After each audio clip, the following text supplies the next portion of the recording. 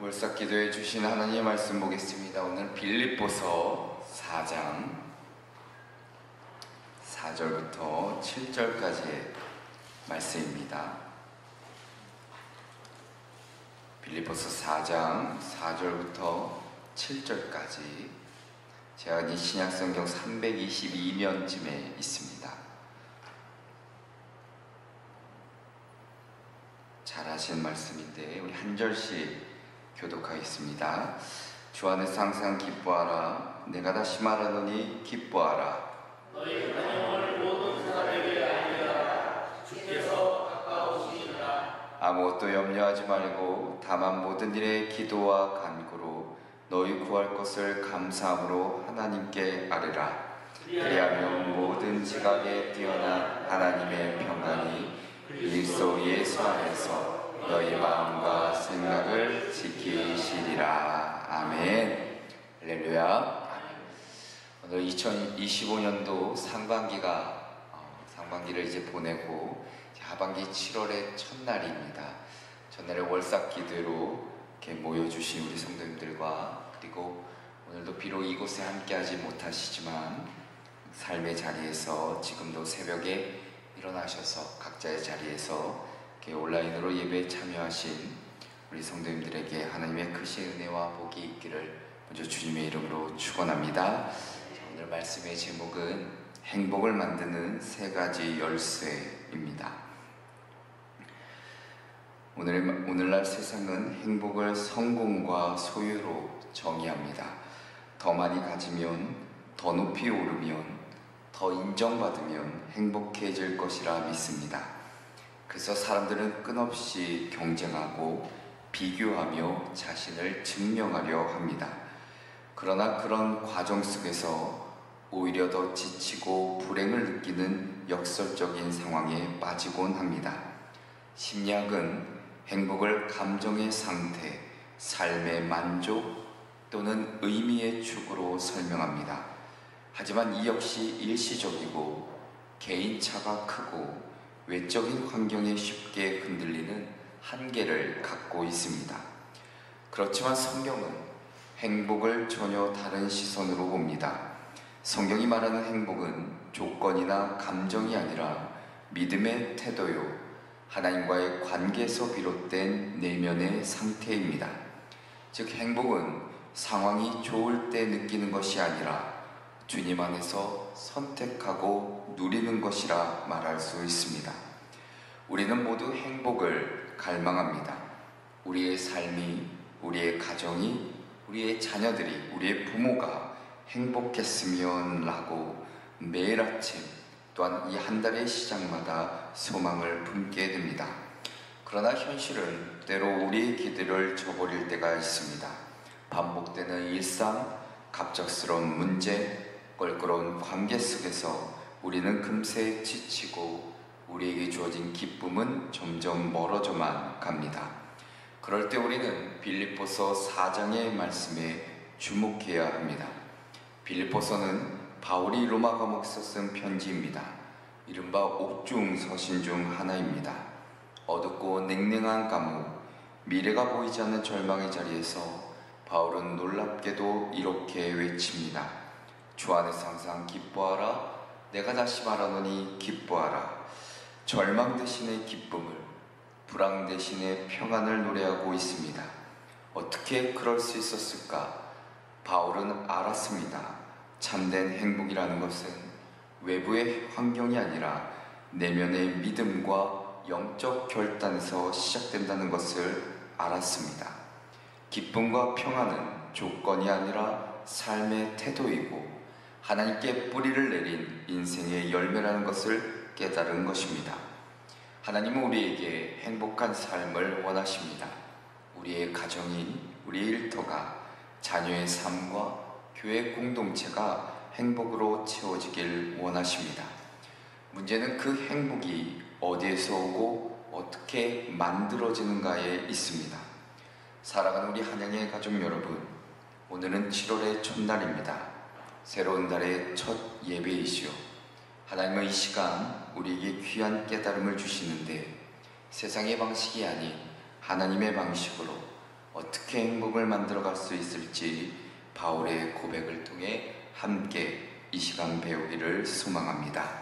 오늘 말씀을 통해 시로를 살아갈 영적 방향을 붙잡는 은혜가 있기를, 그리고 담임 목사로서 우리 한영의 가족들이 그 삶 가운데 늘 행복이 넘치시기를 주님의 이름으로 축원합니다. 첫째로는 기쁨은 행복의 출발점입니다. 기쁨은 행복의 출발점입니다.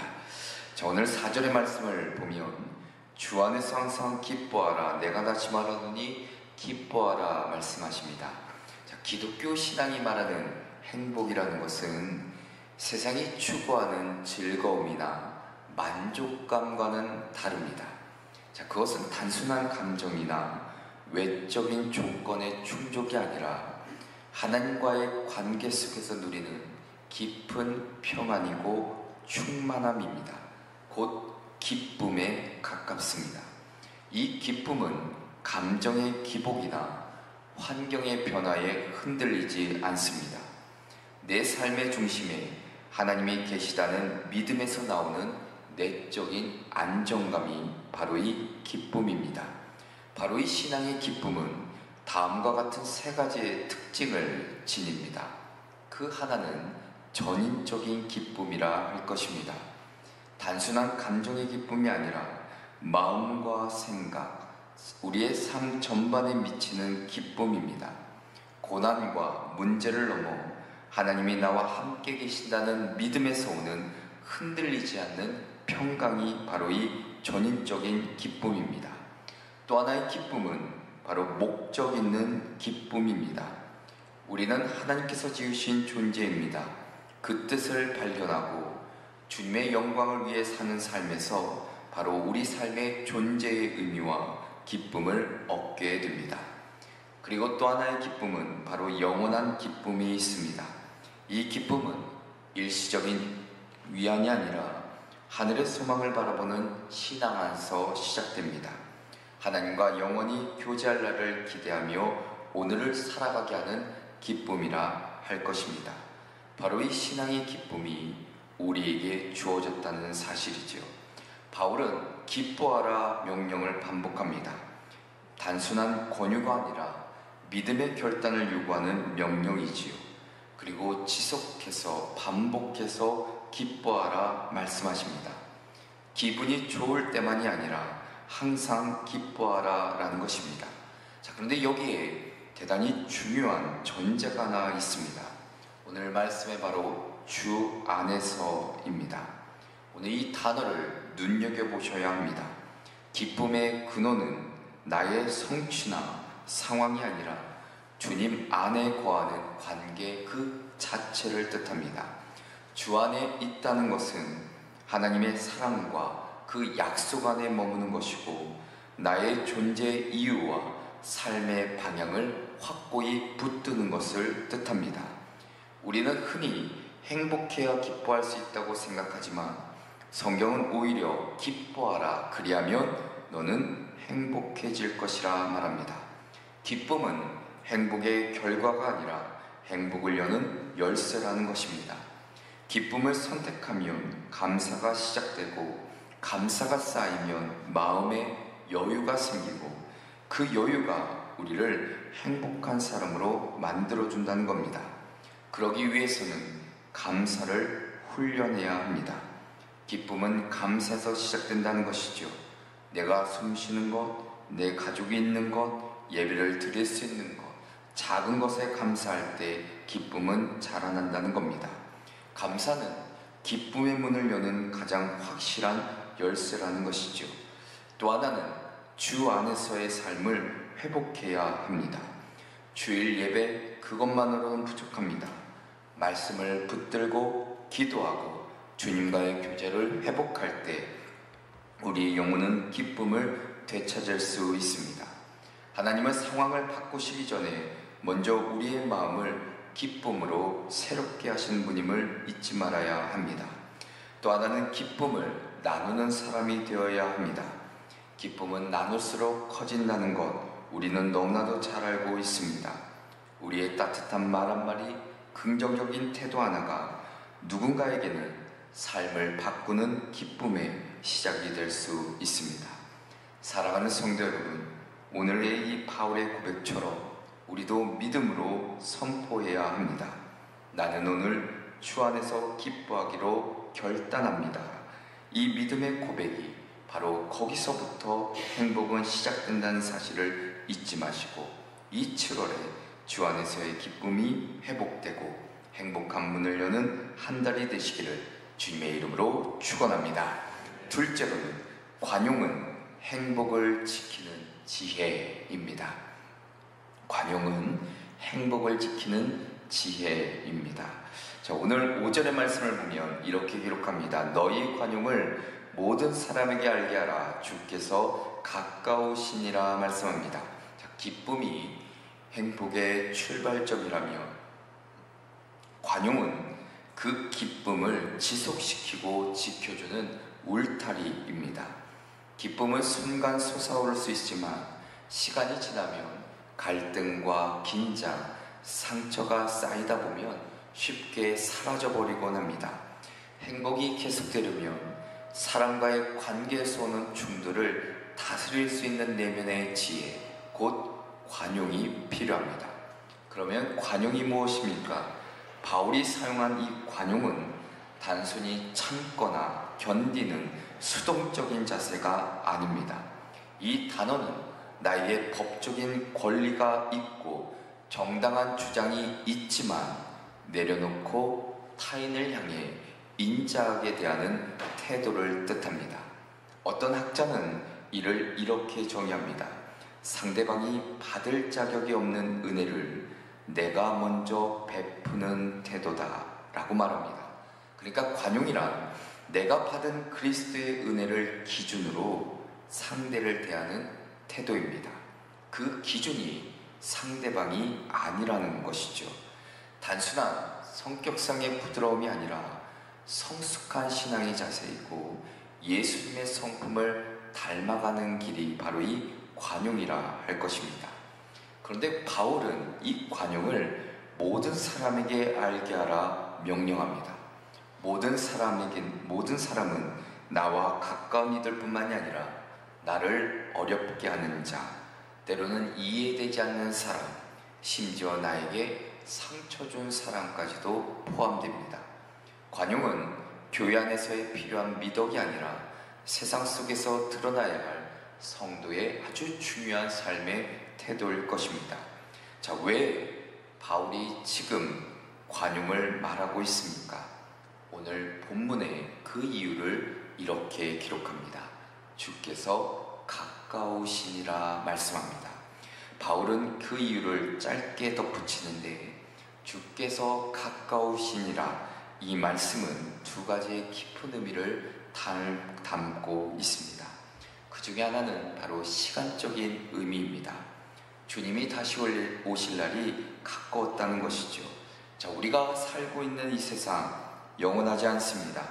언젠가 주님께서 다시 오셔서 모든 것을 심판하시고 완성하실 날이 분명히 다가오고 있습니다. 이것을 우리가 기억한다면 우리는 세상의 기준이나 나의 좁은 생각에 갇혀 다른 사람을 판단하거나 미워할 여유와 시간이 없습니다. 내가 옳다고 여기는 것, 내 기준을 내려놓고 심판자 되시는 주님 앞에 내가 겸손하고 너그러운 마음으로 살아가야 합니다. 작은 일에 얽매여 다투기보다 사랑을 실천해야 한다는 뜻이 이 단어 안에, 이 문장 안에 담아내고 있습니다. 또 하나는 바로 공간적인 의미인데 바로 주께서 가까우시니라, 주님이 지금 바로 우리 곁에 계신다는 뜻을 담아내고 있습니다. 자, 주님은 먼 하늘에 계신 분이 아니라 지금 이 순간에도 우리와 함께 하시며 우리의 모든 것을 지켜보고 계십니다. 이 사실을 우리가 믿는다면 우리가 억울한 일을 당하거나 상처를 받을 때 내가 직접 나서서 복수하거나 싸우려 하지 않을 수 있습니다. 내 모든 아픔과 억울함을 주님께 맡기고 주님께서 대신 싸워주실 것을 신뢰하며 마음의 여유를 가질 수 있다는 겁니다. 주님이 내 곁에 계시기에 내가 굳이 나서지 않아도 된다는 평안함이 바로 관용으로 이어질 수 있는 것이지요. 다시 말하면 주님이 곧 오시고 지금도 우리 곁에 계신다는 그 사실은 우리에게 세상의 시비에 얽매이지 않게 하고 더 넓은 마음으로 다른 사람을 이해하고 용납할 수 있는 힘과 이유를 준다는 겁니다. 이것이 바로 바울이 말하는 관용의 깊은 의미입니다. 사랑하는 성도 여러분, 관용은 단지 다른 사람을 위한 미덕이 아닙니다. 오히려 내가 더 행복하게 살아가기 위한 하나님의 지혜라 할 것입니다. 마음에 관용이 있으면 분노가 쌓이지 않습니다. 우리의 삶이 상처와 아픔으로 무너지지 않습니다. 얼룩지지 않지요. 더 나아가선 기쁨이 자라고 관계가 회복됩니다. 그 안에서 우리의 행복은 지켜줄 수 있다는 겁니다. 기쁨 위에 관용을 더하셔서 주님의 평강이 우리의 마음을 지키는 이 한 달 되시기를 주님의 이름으로 축원합니다. 끝으로는 기도는 행복을 완성하는 능력입니다. 기도는 행복을 완성하는 능력입니다. 기쁨이 행복의 시작이고 관용이 그 기쁨을 지켜주는 울타리라면 기도는 그 행복을 완성시키는 능력이 됩니다. 자, 바울은 먼저 아무것도 염려하지 말라 권면합니다. 자, 염려라는 것, 마음이 나눠져서 대단히 혼란스럽고 산란해진 상태를 의미하지요. 염려는 우리의 마음을 분산시킵니다. 그래서 하나님을 바라보지 못하게 만들지요. 이로 인해 우리 안에 주어주신 기쁨이 사라지고 관용의 여유마저 빼앗깁니다. 자, 그런데 바울은 단순히 염려하지 말라라는 명령에서 멈추지 않습니다. 그 염려를 어떻게 다뤄야 할지를 구체적으로 해답을 우리에게 제시해주고 있습니다. 오늘 말씀에 보면 다만 모든 일의 기도와 간구로 너희 구할 것을 감사함으로 하나님께 아뢰라. 기도와 간구, 감사함 세 가지의 중요한 단어를 우리에게 일러주는데, 자, 기도라는 것은 하나님과의 인격적인 대화이고, 간구는 구체적이고 절박한 요청이고, 감사함은 믿음으로 드리는 태도입니다. 자, 근데 무엇보다 중요한 말씀은 모든 일에 기도하라 이겁니다. 작은 일, 큰 일, 이미 벌어진 일, 아직 일어나지 않은 걱정까지도 하나님께 내어 놓는 것이 바로 기도라 할 것입니다. 기도는 문제를 내가 해결한 수단이 아니라 하나님께 맡기고 신뢰하는 믿음의 표현이기도 합니다. 7절은 우리에게 이렇게 약속해 주십니다. 그리하면 모든 지각에 뛰어난 하나님의 평강이 너희 마음과 생각을 지키시리라. 지켜주신다 약속합니다. 군대가 성을 지키듯이 철통같이 우리를 보호해 주신다 약속합니다. 이 말씀을 우리가 기도할 때, 하나님께 간구할 때, 감사함으로 나아갈 때 하나님께서 우리의 마음과 생각을 그리스도 예수 안에서 평강으로 감싸 주신다는 약속입니다. 이 평강은 단순한 일시적인 감정의 안정이 아닐 것입니다. 이성으로는 설명되지 않는 세상의 논리를 초월한 깊은 안식일 것입니다. 그리하여 우리는 환경이 변하지 않아도 속사람이 평온하고 흔들리지 않을 수 있습니다. 이 평강이야말로 참된 행복의 증거이며 기도의 열매라 할 것입니다. 사랑하는 성도 여러분, 행복은 기쁨으로 시작되고 관용으로 유지되지만 기도 없이는 결코 완성될 수 없습니다.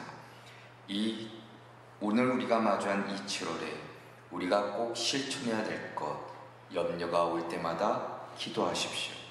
염려하지 않겠다고 애쓰는 대신 염려를 기도로 바꾸는 훈련을 하십시오. 모든 일을 기도로 시작하십시오. 하루의 첫 순간을 기도로 여시고, 작은 일도 기도로 묻고 큰 일도 역시 기도로 맡기십시오. 기도로 시작된 하루는 하나님과 동행하는 하루가 될 것입니다. 더 나아가서는 감사함으로 기도하십시오. 현재가 어렵더라도 하나님의 선하심과 신실하심을 신뢰하시며 감사하십시오. 감사는 아직 오지 않은 응답에 대한 믿음의 고백입니다. 감사의 기도는 마음의 기쁨을 되살리고 평강을 불러온다는 것입니다. 기도는 우리를 오늘 이 말씀의 약속처럼 하나님의 보호하심 아래 두는 통로이기도 합니다. 기도하는 사람은 흔들리지 않습니다. 기도하는 사람은 평강을 누립니다. 그리고 그 평강은 참된 행복이 우리 안에 임했다는 증거이기도 합니다. 어떤 목사님의 책상에 이런 문구가 적혀 있었다고 합니다. 하나님은 죽지 않으셨다. 그러니 계속 구하라. 그리하면 얻으리라. 기도는 하나님의 살아계심에 대한 믿음의 반응이지요.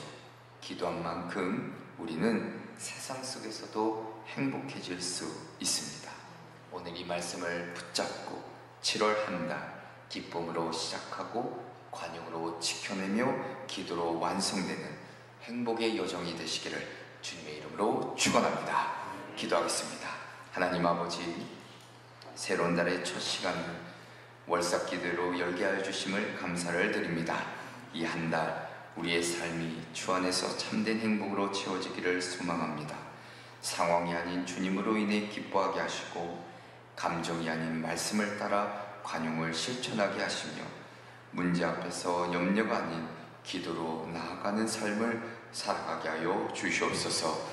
우리 마음과 생각을 지키시는 하나님의 평강이 우리 각자의 가정과 일터와 교회의 충만이에게 임하게 하시고 7월 한 달이 행복으로 가득 찬 감사의 달이 되게 하여 주시옵소서. 예수 그리스도의 이름으로 기도합니다. 아멘.